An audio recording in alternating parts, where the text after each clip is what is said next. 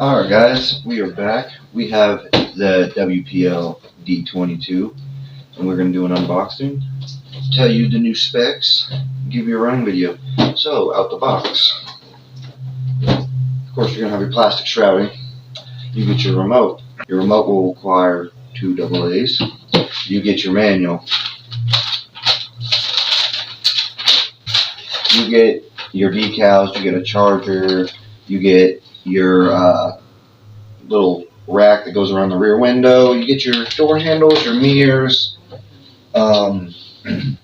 you also get your windshield wipers, your little piece that goes right here.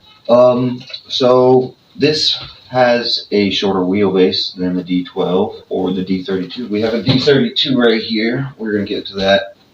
That's going to be another video. But the shorter wheelbase got they fixed the rear axle hopping, because anybody that owns the D12 knows that rear axle likes to hop, especially when turning.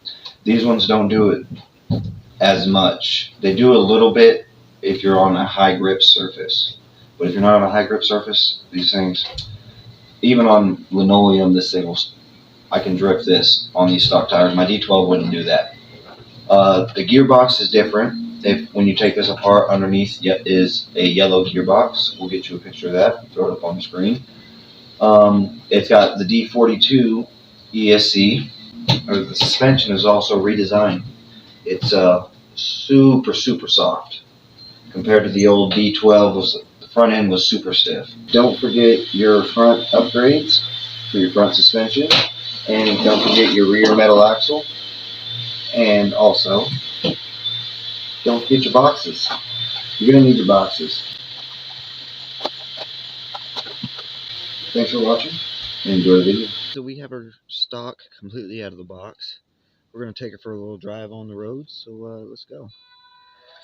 Don't forget to get your storage boxes. Always need those.